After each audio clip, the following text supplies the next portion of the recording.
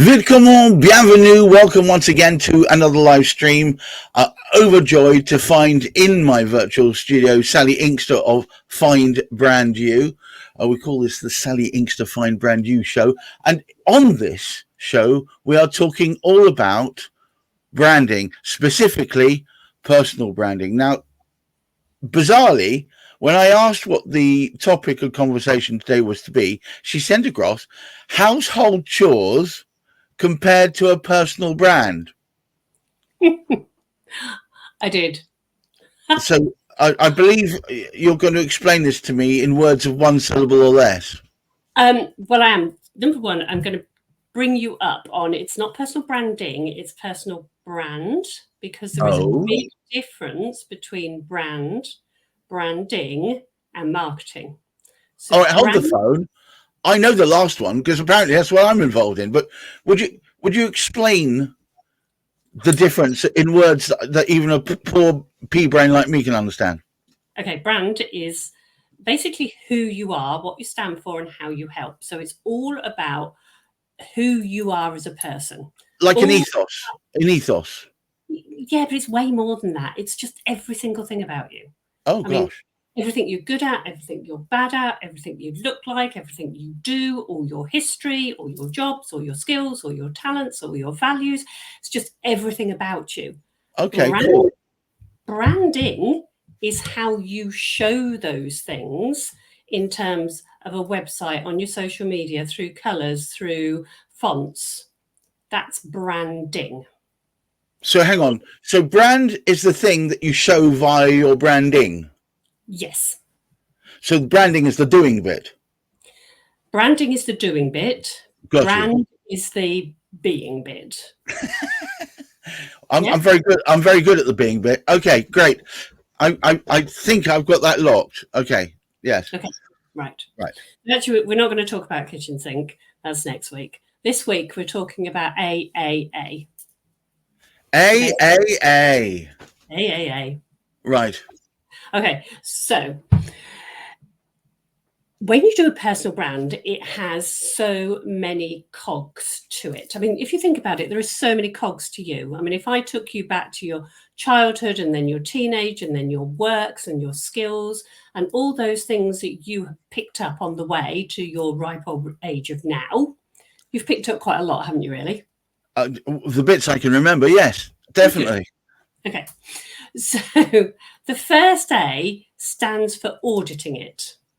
Okay. Right. So there are various things we need to look at in a personal brand to see if we have remembered them. And do you remember last week we talked about a store cupboard?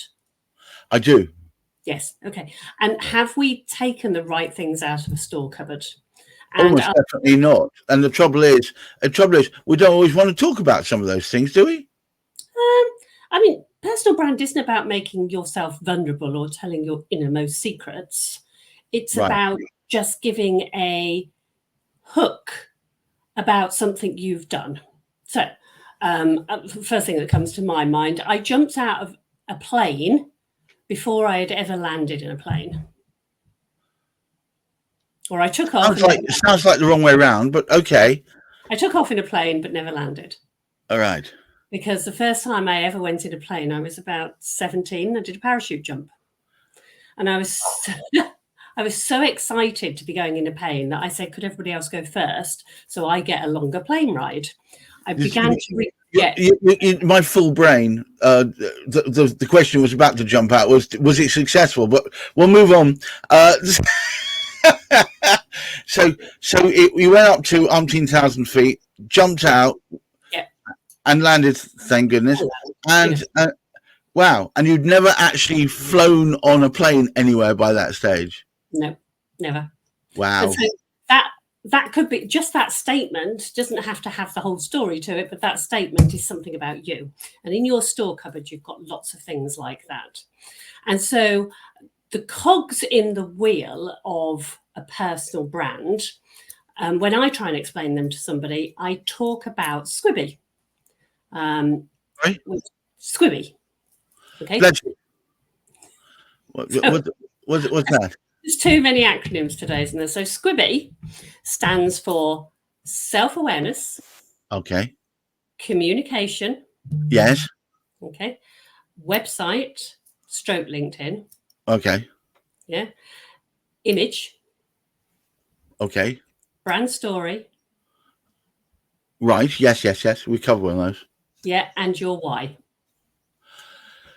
All right. So Okay. it's quite a lot all in one, really. It is quite a lot all in one. And what I try to do with people, especially if they're just chatting to me, is say, well, let's look at each of those. How much have you done or do you have about self-awareness? Self-awareness is two different things. You get what you feel about yourself, what you know about yourself, and that's called intrinsic because that's inside you. And then extrinsic self-awareness is how other people view you and how much they understand what you are about. Apparently, a lot of people don't have much of that. No, they don't. And so the action comes in where you look at where you are. How much do I do that? How many books have I read? Do I know my personality? Do I know this about myself? Do I understand that about myself? How do I tick? What are my brain, what are my mind blocks? If you know all that, then auditing it is a good idea because you might think, oh, actually, it's not that good. And so if you audit it, then you can take some action. And along with action, to take action, you need accountability.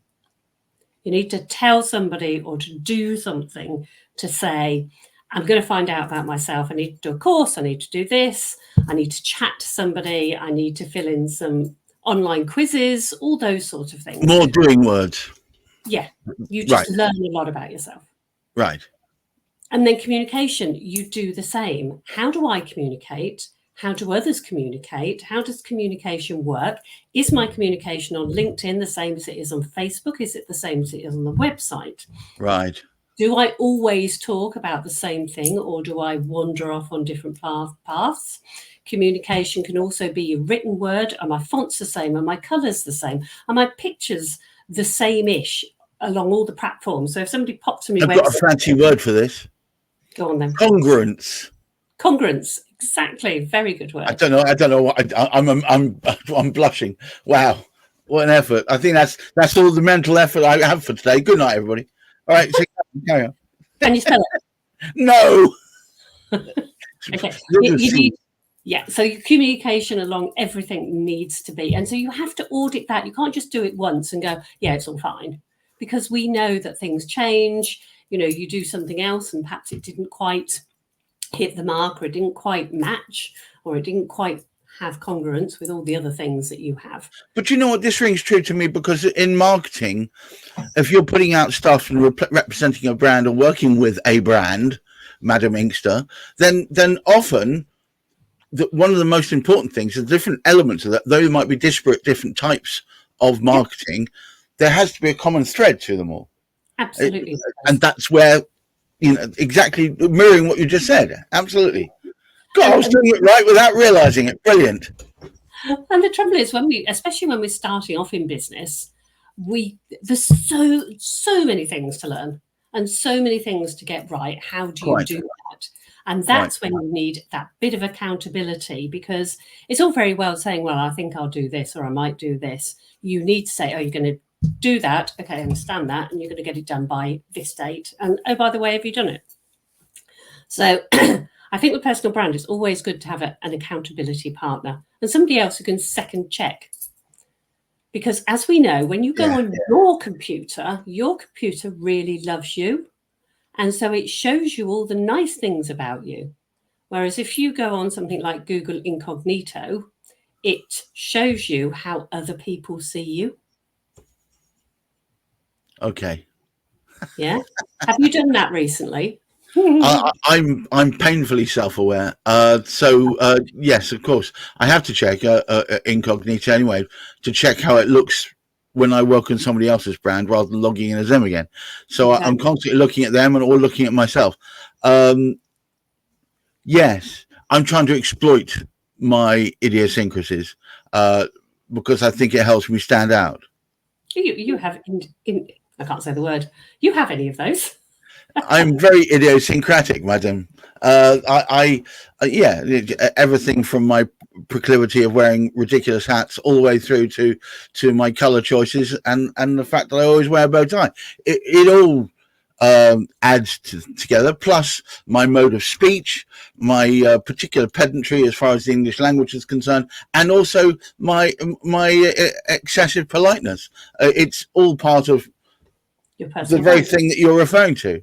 Exactly, because it's part of who you are. And Yes. over the years, you have discovered that you feel comfortable with that, or that is part of you to show your wackiness, however you want to describe it.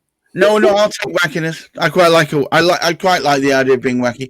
The thing is, and this is, I'm sorry, this is a side note, but do you remember at school, if anyone stood out, they were bullied mercilessly. If they are too tall or too short or too fat or too thin, they would always have the living what's it kicked out of them. And now everybody's desperate to try and find something that's interesting about themselves so they don't disappear into the grey. I think that's true, but I think that's also growing up, because as a child, our brain actually wants to merge in, because we want to be part of a community. So that, it goes back to our old brain, doesn't it? If you're going to go out hunting, you're probably better to go in a group because you're safer that way, and it gives you your tribe. And as a child, you try your hardest to fit in. And then when you come out into the world, you try and fit in your corporate company, in your job. It's only some of us entrepreneur people who go, actually, no, I don't want to fit in. I want to look different. And the big advantage about social media is you can show your big differences in there. And even if they're not big differences, you don't have to be bigger than big, and you don't have to be bigger than the next person. You just have to show who you are, because always whoever you are is really interesting, and really interesting to people who want to work with you, because Interesting is a watchword that I use a lot when I'm talking to people, actually, in general. It's all this desperate urge to find the uniqueness in people, and I shy away from that. I try and avoid thinking about unique, instead of think of interesting. And I think you need to show that you're interesting within your brand, don't you? Yeah, you do. But the uniqueness isn't that you have to be something completely different. So as I say, I was a cancer nurse. That's not different. Loads of people are. Then I was a stylist. That's not different. That's not unique. Loads of people are. Now I do personal brand. That's not different. Lots of people out there do personal brand. But I am probably the only personal brand person who used to be a cancer nurse specialist, then was a stylist, and also is a soul plan reader. I am probably the only personal brand person out there who does that. And refreshingly so. And to be honest, it does irritate me when I hear people. You meet them in these tiny little celebrity squares on Zoom, don't you? On these whatever sessions, these networking sessions, and you ask them to describe who they are, and they describe themselves and say, and the reason that makes me different or unique is X, which is exactly the same as every other one of people who do pretty much what they do. So it's the search for the thing that makes you memorable and stand out. I sort of agree, but secondly, I think it's not. It's just the combination of skills and talents and values and how you come over that makes you an individual. And I think what you're trying to do is become an individual when you're out there, and your brand is individual to you. It is not brand you can't copy from somebody else. Your brand is who you are. Sure. Discovering that is not always an easy journey. Obviously, I make it a lot easier, but if you do it on your own, it's not an easy journey. Yeah, but Sally, what I like about what you do, and if I forgive me for talking about you while you're still in the room, but what I like about what you do is you bring a certain amount of panache to it, so that rather than well, yes, because otherwise it's boring. I'm so bored I mean, I spend all my time on LinkedIn advising people, right, left, and center about how to make themselves memorable. And most of the time, I say, do it this way and that way. And they come back with their version of what I've said. And it's so boring and dowdy and uninspiring. And I like the fact that, for instance, behind you is a mess of color sequins, a marvelous array of colors. And that you allow yourself to embrace this color field. I think people, I mean, I'm not sort of bang on about it. That color is much neglected by people. Yeah. But you understand what I'm driving at. It's not enough to be skillful or successful or have ability or training or PhD, PTO, BBQ or whatever it is after your name. You also need some sort of style that allows people to remember who you are and why you do what you do. Yes? Exactly. Yeah? A wonderful rant, Gareth. Perfect. I'm so sorry. It's just, it's very irritating. And I keep saying to people, but of course they can't see through my eyes, you need to flourish, because if you look flourishing because you understand who you are and are conveying, then other people will want to flourish too. It's very hard to be inspired by someone who has a grey logo on a grey background and talks in a grey manner. Yes. Yeah. And I think that's sometimes the issue. People come out when they've been a long time in a grey corporate suit, and then they come out and try and be who they are. And it's great. They're absolutely a brilliant person and they're fantastic at their job, but they have to be able to show their brand through their branding. And it's very easy to sort of feel secure back with that navy blue and grey, isn't it? Yeah, I one of my good friends and also a client who I live stream with on Wednesday mornings is David Chernick. And David Chernick, for many years, used to work for a company that you and I, Sally, would have known in our youth as Big Blue, also known as IBM. And they had very, very strong branding. Blue suit, blue tie, white shirt, no beard. And what does he have? A 1.5 foot beard, and used to have big long hair tied back. So yes, he always stood out. And, even to this day, it very much his personal brand is built on the fact that he stands out from the crowd. Sally, once again, you've taught me more. It is a learning. Every day is a learning day with Sally Inkster.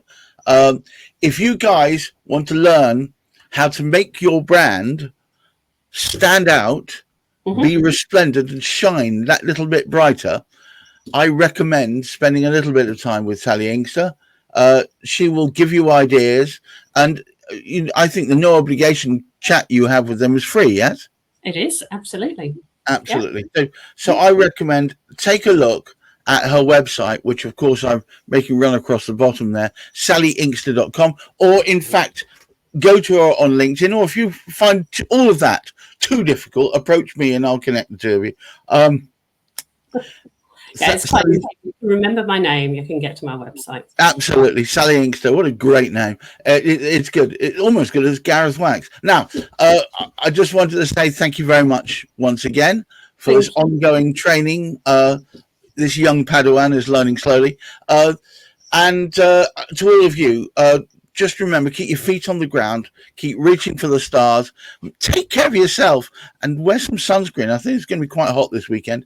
And I think so. Look after that mental health.